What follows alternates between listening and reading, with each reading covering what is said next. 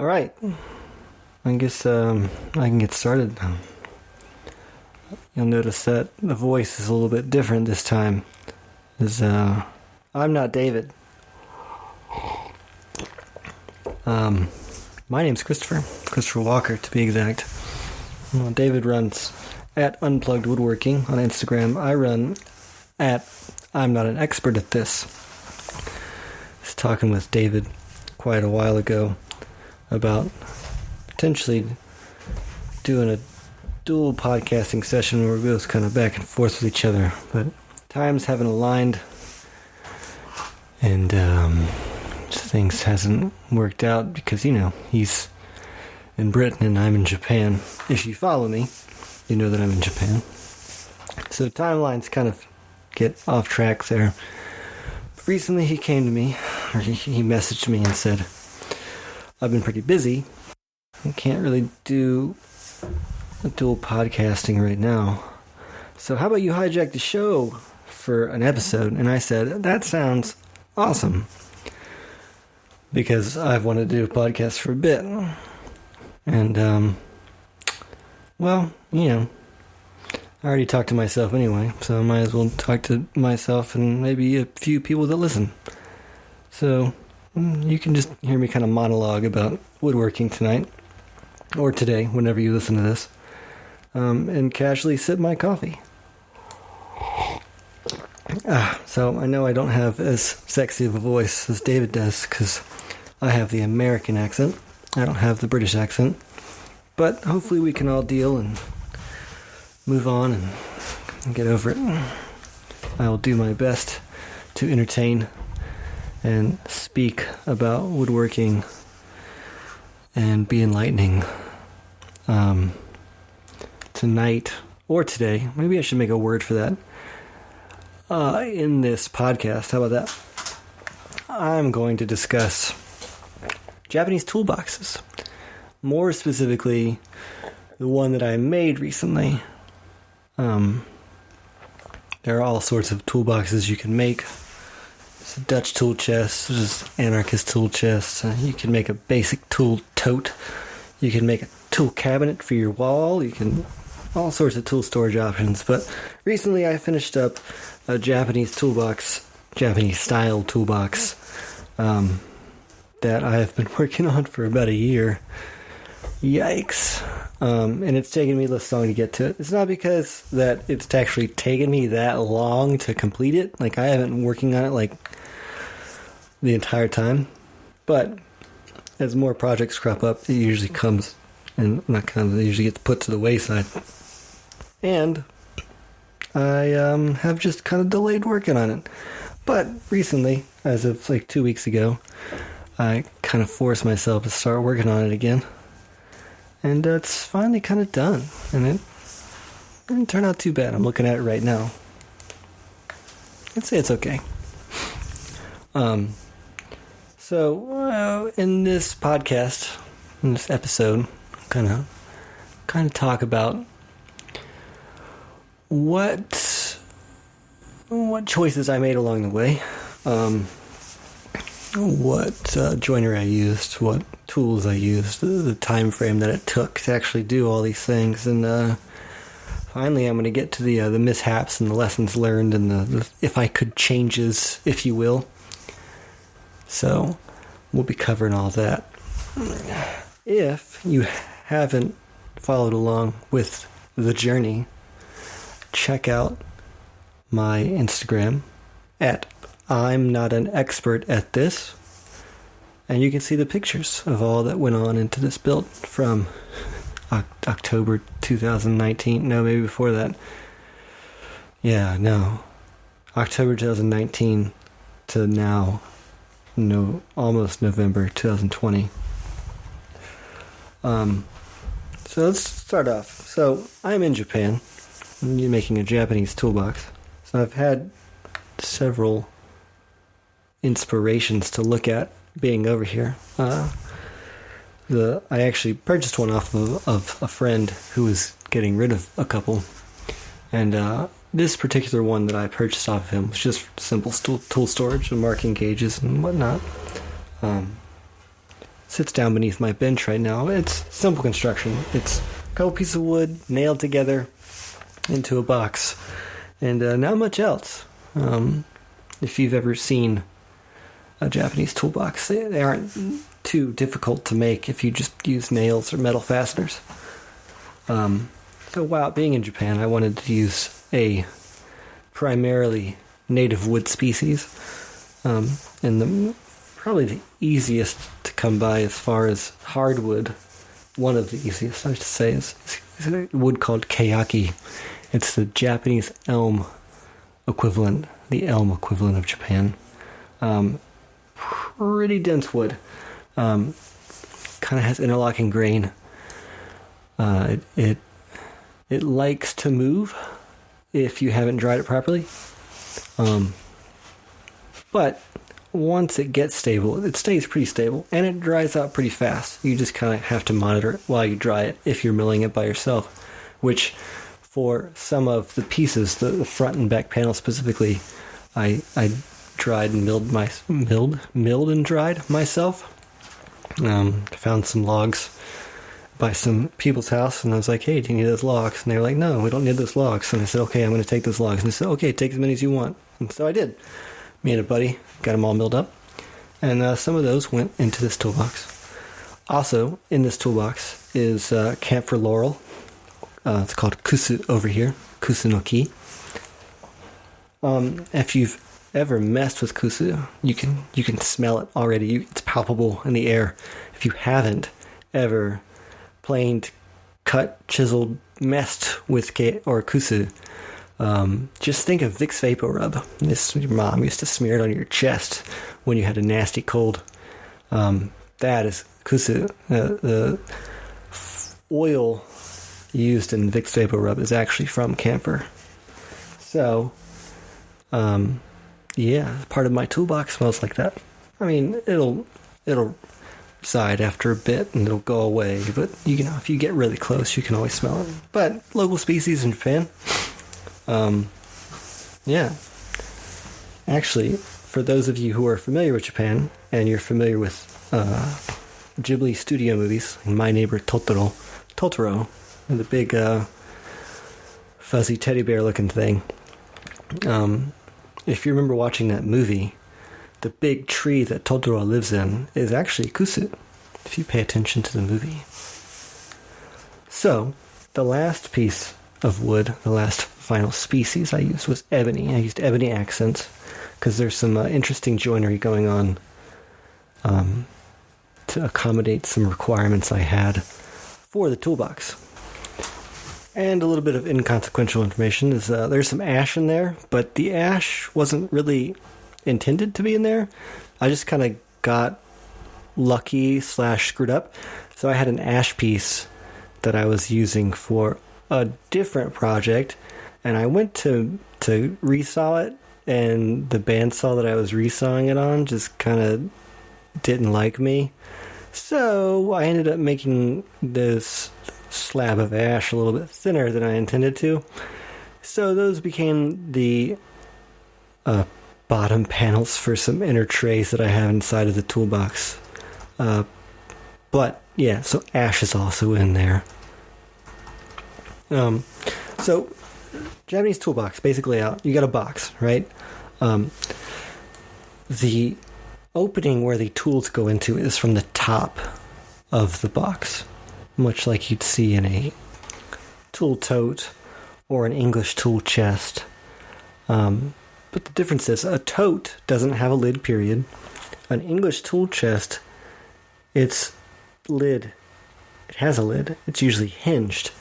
Whereas the Japanese style toolbox, it's a simple panel construction with two stretchers that overlap the edge of the panel, and they kind of sit on top of the carcass at the entrance there, and then two stretchers are placed on top of the left and right sides of the carcass that overhang the inside of the carcass.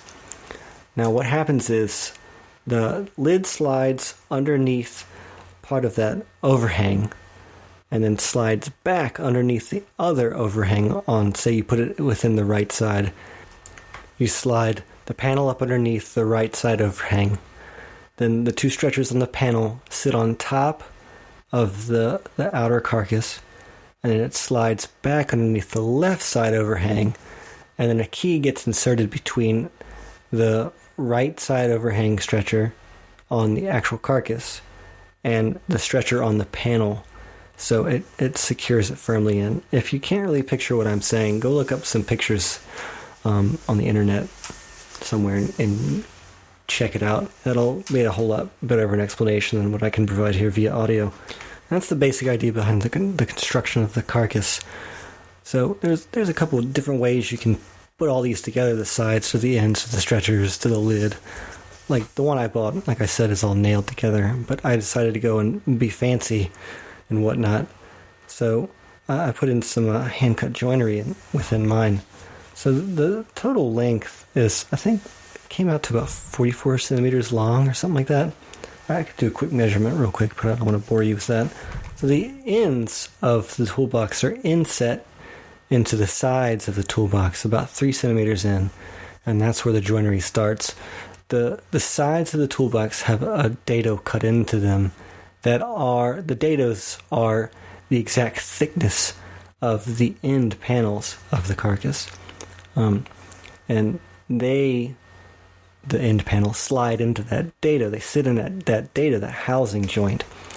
And also, the end panels have tenons cut in them, a double tenon, and those double tenons sit in mortises cut to match inside of the side panels. So it's what would that be called? A housed mortise and tenon, I guess, a double housed mortise and tenon. And that's how the entire joinery comes together.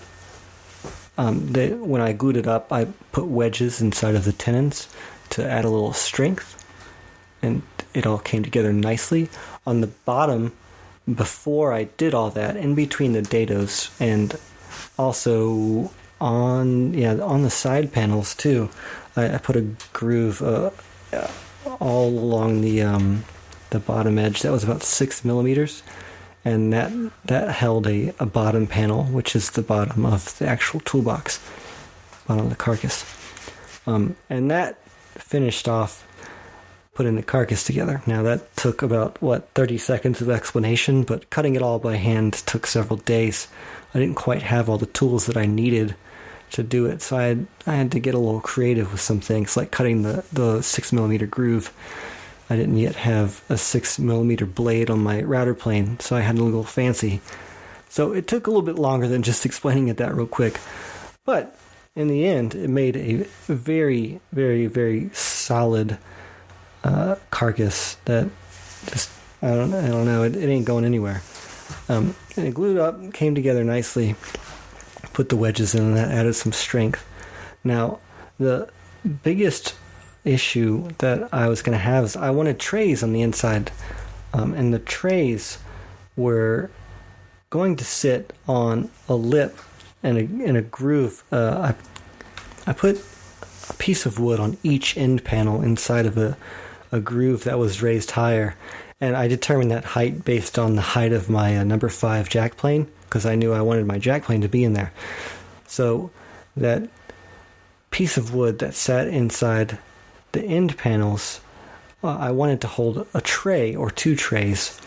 Now, the stretchers that sit on the outside of the carcass to secure the lid, those would have gotten in the way of the trays as I try to lift them out or move them out of the way to get access to my planes at the bottom of the toolbox.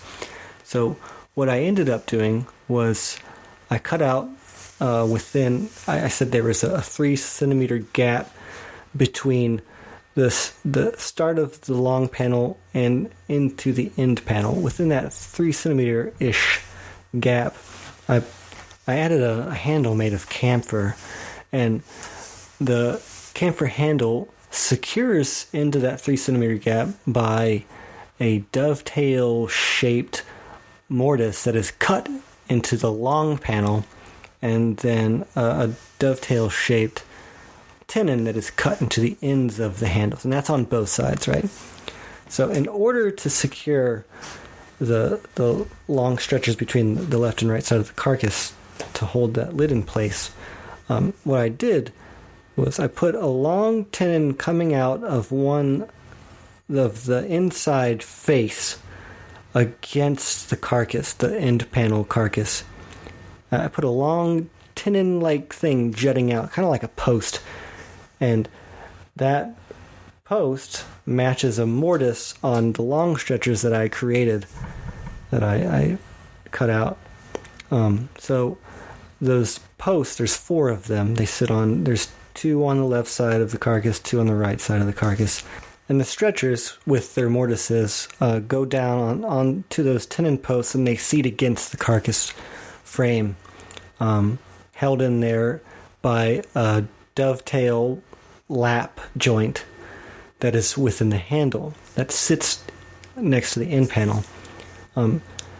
Then on those tenon posts, I put another mortise that started just below where the stretchers began, and those take a tusk, and so you pop the tusks off, you pull the stretcher off, and then you have access to pull the panels, or the trays inside of the carcass out, so you can get to the planes or the tools below inside of the carcass beneath those trays. This is where the ebony came into play, because I used ebony for the tusks, and I also used ebony for the key that holds the lid shut with a friction fit. A little bit of complicated joinery, but as I continue to test it day in and day out, as I use the toolbox and that it's finally done, I find that I kind of like it. It works really well. It keeps the lid stretchers, the holders for the lid down, and it's very secure. And the final piece of joinery to discuss will be the trays that are inside of the actual toolbox. And those are just simple boxes with through dovetails with a rebate on the bottom to hold the bottom panels and the trays. And that is about it for the joinery use. And whew, that was really difficult to put into words. I had to start and stop that audio several times. Hopefully you picked up on it. If not, and I just completely butchered whatever I was just trying to explain right now, and you're completely lost, go take a look and see. You can get an idea of what I'm trying to talk about here. So, as this is Unplugged Woodworking Podcast, of course, the tools that I used were all hand tools in the joinery. I did cheat for a little bit, if you want to call it cheating. Most of the lumber was milled up with big heavy machines, 24-inch planers and big old bandsaws and all that stuff. But after the main carcass, everything after that was milled up by hand, and all the joinery was cut by hand. And ironically enough, even though I'm building a Japanese toolbox and I live in Japan, very little Japanese tools were actually used in this. So my router plane got a heavy workout on this particular build because of the grooves and the rebates that I had to dig, and also the data for the actual holding of the end panels. The router plane definitely did its fair share of work in this particular project. Hand saws, the back saw was a winner when it came to cutting out the through dovetails for the inner trays, and it also did really well cutting the long panels to hold the handles of the actual box. I would say the most satisfying tool to use on this entire project isn't one I get to use very often, and it was when I was doing the trays, the inner trays for the toolbox. I used my plow plane actually, and it cut extremely well. I sharpened the blade real quick. I got this thing on eBay for almost, I wouldn't say dirt cheap. It was fairly pricey, but it was a complete set, and this plow plane just tore those rebates up and just made them so smooth, and I was really happy that I actually got to use it in a project for once, because it's not often that I do. Most of the time I'm just sawing and hand planing things. It's almost at the end of a project when I actually whip out the joinery tools, which is usually how it goes, right?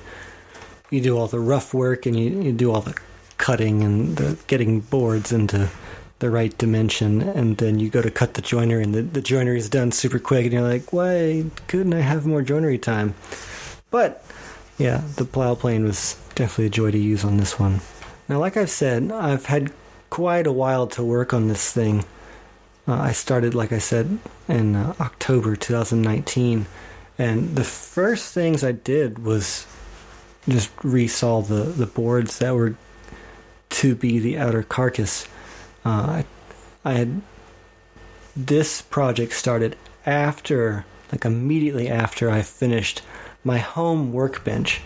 So this is the first project that I actually worked on, my new workbench, when I first made it. So I brought my workbench home.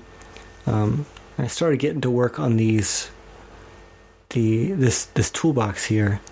And I can't remember what the next project was. Oh, it was the TV console. So my wife had asked for a TV console, and she was about 7 months pregnant at the time when I finished the workbench. So I wanted to finish the TV console before the baby came. So I put the toolbox aside. I started really heavily working on the console, the TV console. And by the time I got the TV console done, actually, yeah, I took the TV console home 2 days before she gave birth. So you're cutting it kind of close there. So after that, baby was born. The toolbox I had not glued it up yet. The panels were just kind of sitting in my little woodshop room inside my house. And they just kind of sat there for a bit until one day in February I decided, hey, I'm gonna start working on this again. So I started working on it again, started getting it all cut out for the outer carcass joinery, and glued it all together, and it just became a box. So with the box already done, I just started putting my tools in there, and I got all ADD again, and I went off and worked on a different project because, it was serving its function. It's a box. It holds my tools. Why would I finish it? And then eventually it just started kind of getting in the way because there's this just unfinished box. I didn't want to put it underneath my bench because after I put it under my bench, it's, you're going to completely forget about it and never finish it. So it kept sitting on the floor in my workshop. And I was working on an aroma oil box also for my wife. She's my best customer, by the way. And the aroma oil box, I finished that. And I did some home shop improvements after that project. And I finally decided, hey, it's time to finish it. So that lapse time was October 2019 to now, today.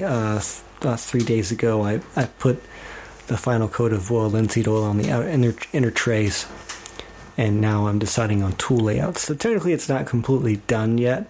But that kind of gives an overview of the time frame. There were a lot of life events in between me finishing that TV console or that workbench and starting the toolbox and now to this point, babies and life and work and all that stuff. So that is why it's taken so long. So when I say it's taken a year, it hasn't actually taken a full year.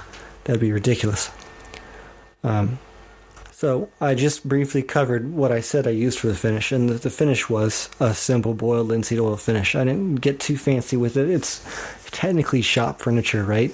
So I don't want to paint it. I didn't want to do a whole Danish oil poly mixture, all that stuff. That would just taken too long, and it would have made my little room stink. And so a simple boiled linseed finish oil. The outer carcass got 2 coats. I let it dry for about a day in between each coat, and at the end of it all, I sanded to 600 and called it a day. Same thing with the inner trays.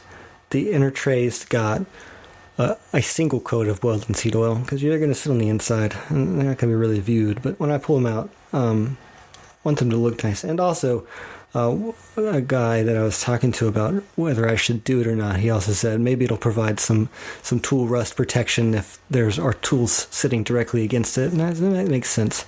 So I put a single boiled linseed oil coat on the inner trays, and I called the finish complete. Now, the Ebony was really fun to do because it was actually really simple. There's not much work to finishing Ebony. I sanded it really high, almost up to I think I sanded it to 1500 grit. That's pretty high. And then I took some Jeweler's Rouge and got I guess it was Jeweler's Rouge. It's the white buffing compound.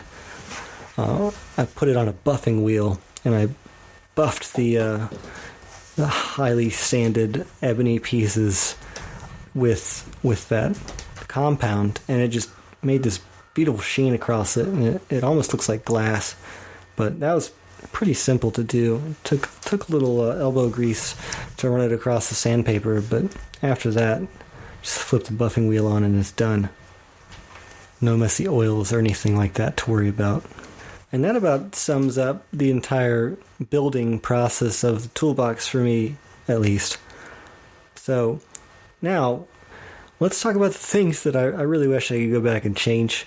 The things that I really wish I would have had some forethought on before I actually started building this. And the first one is, when I started this, I had really just finished my workbench. I was just getting into woodworking. I didn't really have that expansive of a tool collection, but as a year passes, think about all the tools that you buy in a year, and I was just starting my collection, so my collection has expanded since I started building this. Now, I have way more that can actually fit inside of the toolbox.